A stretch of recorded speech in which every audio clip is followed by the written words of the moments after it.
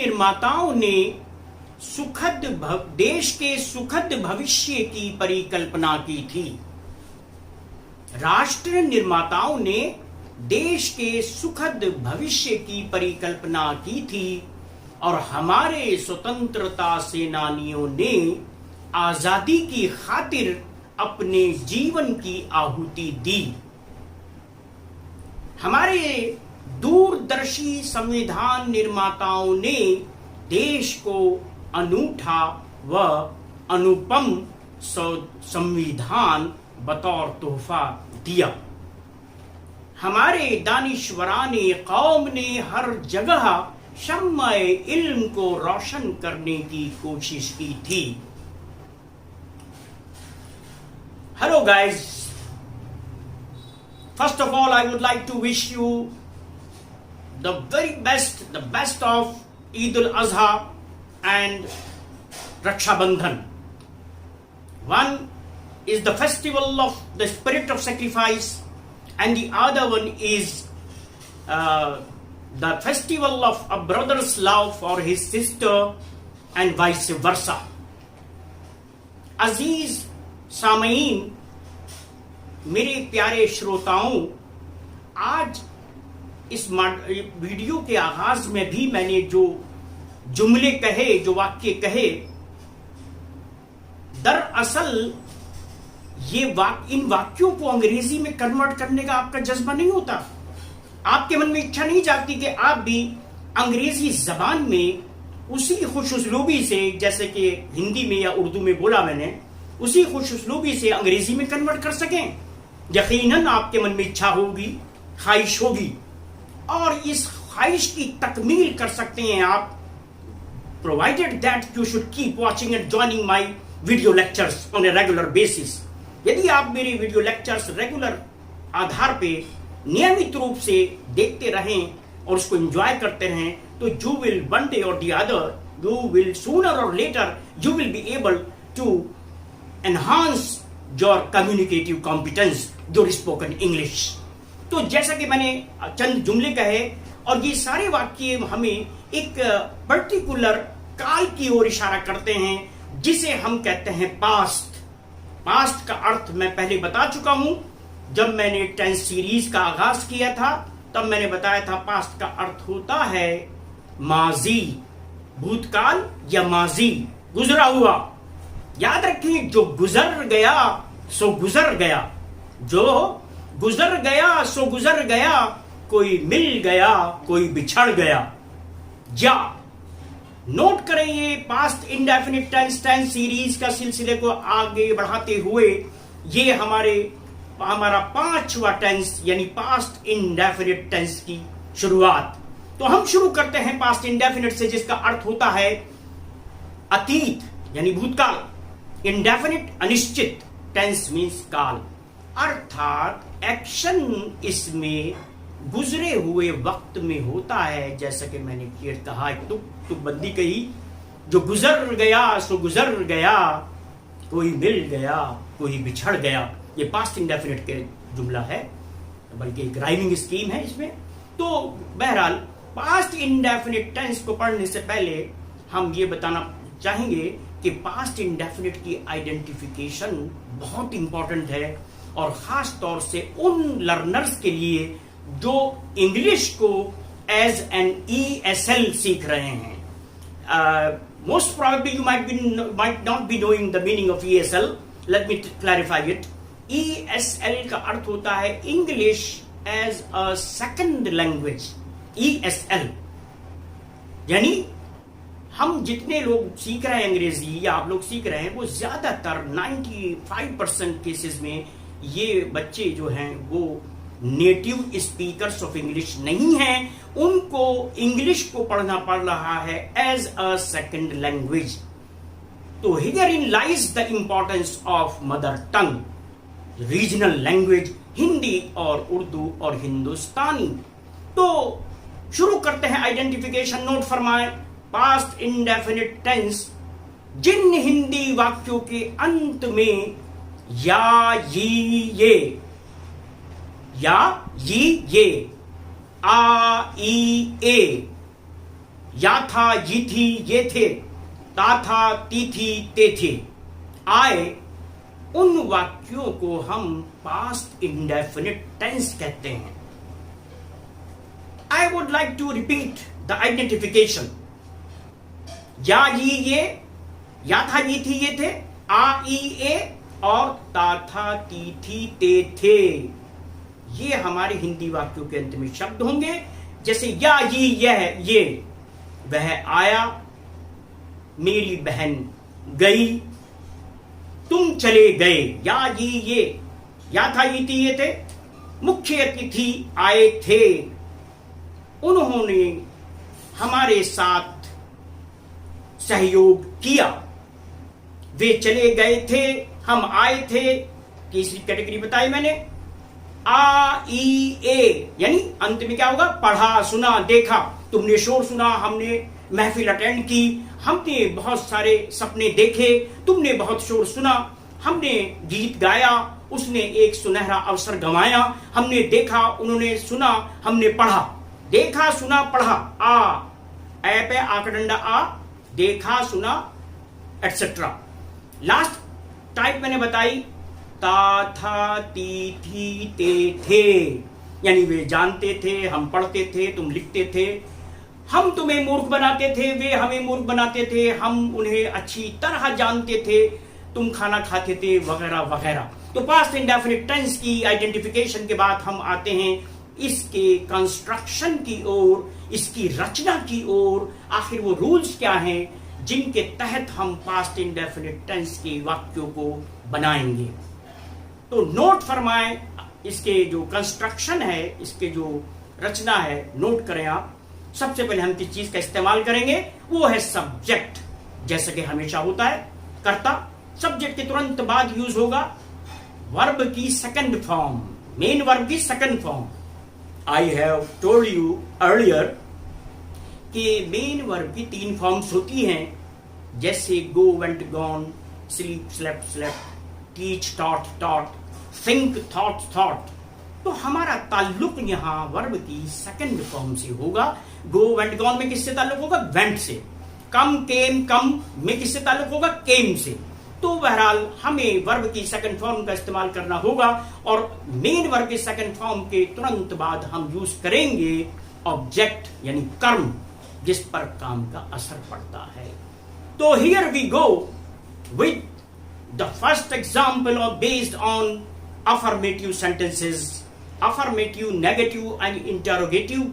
इन वाक्यों के माध्यम से मैं आपको एक्सप्लेन करूंगा कि पास्ट इंडेफिनिट टेंस के अंदर क्या क्या पेचीदगी होती है, क्या परेशानियां होती हैं। तो इसके लिए अफर्मेटिव का स्ट्रक्चर आप जानते हैं कि इसमें शुरू में सब्जेक्ट होगा, फिर मेन वर्ब होगा, फिर ऑब्जेक्ट होगा, और इसमें याद रखेंगे वर्ब की सेकंड फॉर्म का इस्तेमाल होगा। ये this is to be noted. तो अफर्मेटिव की शुरुआत करते हैं हम।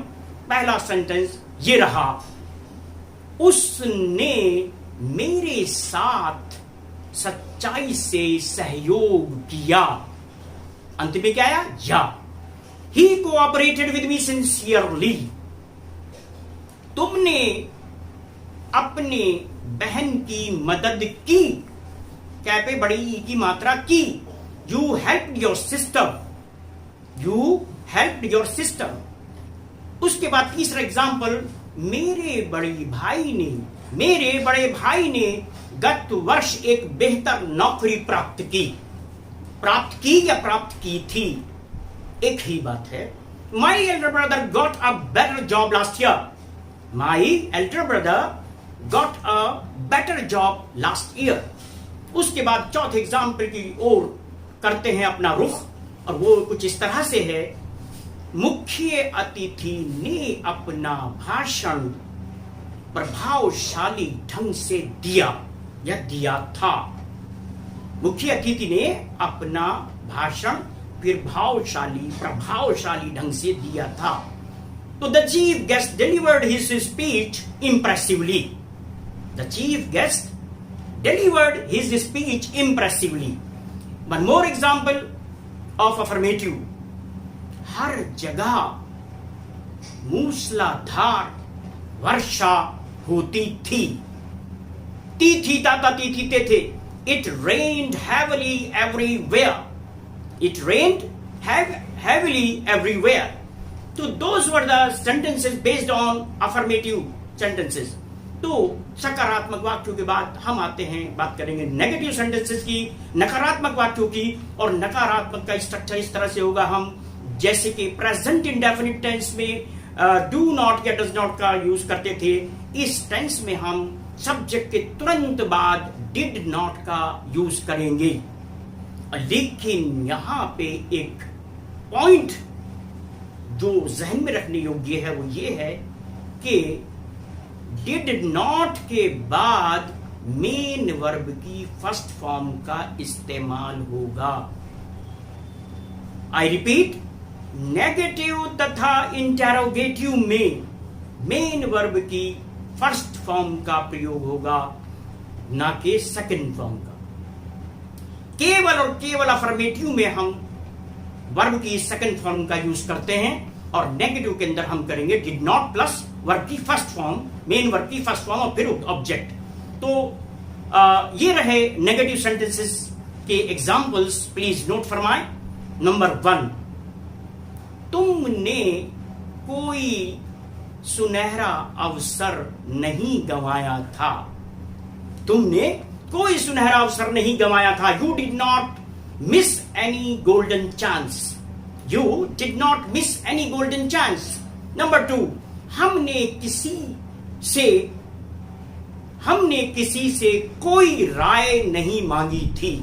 हमने किसी से कोई राय या कोई मत नहीं मांगा था, कोई उसकी राय नहीं मांगी थी. तो we did not ask anyone for opinion, his or her opinion. We did not ask anyone for his or her opinion. Opinion means राय. उसके बाद नेगेटिव सेंटेंस एक और हम बताना चाहेंगे, वो है इस तरह से, सभी छात्रों ने अपना कोर्स समय सीमा के भीतर समाप्त नहीं किया था. सभी छात्रों ने अपना कोर्स समय सीमा के भीतर समाप्त नहीं किया था. All the students did not finish their course within time limit. Time limit means समय सीमा. तो ये था. अगला सेंटेंस देखिए, नेगेटिव सेंटेंस इस तरह से, यहां बिल्कुल भी वर्षा नहीं हुई थी. यहां बिल्कुल भी वर्षा नहीं हुई थी. It did not rain at all here. It did not rain at all here. यहां बिल्कुल भी वर्षा नहीं हुई थी. तुमने कोई मधुर गीत नहीं गाया था. You did not sing any sweet song. मैंने किसी का मजाक नहीं उड़ाया था. I did not make fun of anybody. तो इस तरह से नेगेटिव सेंटेंस. अब आते हैं हम इंटेरोगेटिव सेंटेंसेस की तरफ, जो कुछ जिसका स्ट्रक्चर इस तरह से होगा कि सबसे पहले हम यूज करेंगे डिड का, यानी हेल्पिंग वर्ब डिड शुरू में आ जाएगा, उसके बाद सब्जेक्ट, उसके बाद मेन वर्ब की फर्स्ट फॉर्म, और उसके बाद ऑब्जेक्ट, और लास्ट में नोट ऑफ इंटेरोगेशन अर्थात क्वेश्चन मार्क, सवालिया निशान. तो हम बढ़ते हैं इंटेरोगेटिव सेंटेंसेस की ओर, और ये रहे इस तरह से. Number 1, interrogative. क्या भारत ने कोविड-19 का मुकाबला बहादुरी से नहीं किया था, साहसपूर्वक किया था. क्या भारत ने कोविड-19 से लड़ाई साहसिक तौर पर नहीं की, साहसिक तौर पर की थी. डिड इंडिया कॉम्बैट, कॉम्बैट माने लड़ना. Did India combat covid boldly, BOLDLY. उसके बाद दूसरा एग्जाम्पल, क्या तुमने मेरे सभी प्रश्नों का उत्तर ठीक ठीक दिया था. Did you answer all my questions correctly. Did you answer all my questions correctly. Third example interrogative, क्या तुम्हारे पिताजी ने अपनी नौकरी ठुकरा दी थी. Did your father reject his job. Did your father reject his job. और अब हम 2-4 एग्जाम्पल या 2-3 एग्जाम्पल इंटेरोगेटिव नेगेटिव के देना पसंद करेंगे. और इंटेरोगेटिव नेगेटिव में आप जानते हैं कि नॉट का प्रयोग कहां होगा, सब्जेक्ट के तुरंत बाद नॉट का प्रयोग होगा, और शुरू में डिड बाहर निकाल देंगे. तो ये देखिए आप, इंटेरोगेटिव नेगेटिव. क्या मैंने तुम्हें 5 टेंस नहीं पढ़ाए. Did I not teach you 5 tenses. Did I not teach you 5 tenses. Number 2, क्या छात्रों ने मेरे वीडियो लेक्चर्स का पूर्ण लाभ नहीं उठाया? Did my students not take full advantage of my video lectures? Did my students, the learners, not take full advantage of my video lectures? One more example based on interrogative and negative sentence. Interrogative, negative ये रहा. क्या पूरे विश्व ने कोविड-19 के चलते हिम्मत नहीं तोड़ी? Did the whole world not lose heart in the face of COVID-19? I repeat, did the whole world, the entire world, not lose heart in the face of COVID-19? तो कहने का मतलब ये है, ये रहे interrogative, affirmative, negative and interrogative. इसकी मैंने आइडेंटिफिकेशन बताई, लेकिन मेरा कहने का मतलब इस टेंस के माध्यम से ये है कि आप लोग अगर कुछ टिप सीख लें अंग्रेजी की, अंग्रेजी हिंदी से अंग्रेजी में कन्वर्ट करना और अंग्रेजी से हिंदी में कन्वर्ट करना, और उसके अंदर जो इंटरकनेक्टेड जो इंट्रिकेसीज होती है उसको भली भांति जान ले, तो वो दिन दूर नहीं जो आप भी अंग्रेजी प्रवाह, धारा प्रवाह बोलेंगे, रवानी से बोलेंगे. You will be able to speak English as fluently as a native speaker can. बस शर्त यही है कि आप मेरी टिप्स पर अमल करते जाएं. You keep acting upon my tips, my instructions. और एक चीज और बताना पसंद करूंगा मैं यहां कि पास्ट इंडेफिनिट में भी कुछ खास शब्दों का इस्तेमाल होता है, उनमें नोट कर लें. जैसे yesterday, the day before yesterday, एगो. एगो मीन्स पूर्व या पहले, यानी a short while ago, 2 days ago, 4 days ago, a month ago, 2 months ago, 2 years ago, a decade ago, etcetera. तो एगो वर्ड आ जाए. तीसरा आप नोट फरमाएं, इसके अंदर कहीं पे भी लास्ट वर्ड आ जाए, last occasion, last day, last Saturday, या last week, last month, last year वगैरह वगैरह. तो ये खास कुछ वर्ड्स हैं जो हम पास्ट इंडेफिनिट में यूज करते हैं, और यही तफसीलात जो मैं बताना चाहता था आपको जो पास्ट इंडेफिनिट के बारे में. और surely and suddenly you will be able to take full advantage of my video lectures, or I hope you will subscribe to my channel so that you may get my video lectures immediately. और इन्हीं तफसीलात के साथ once again I would wish you a very very happy Eid and Raksha Bandhan. With these words I would say thanks a lot. Keep enjoying.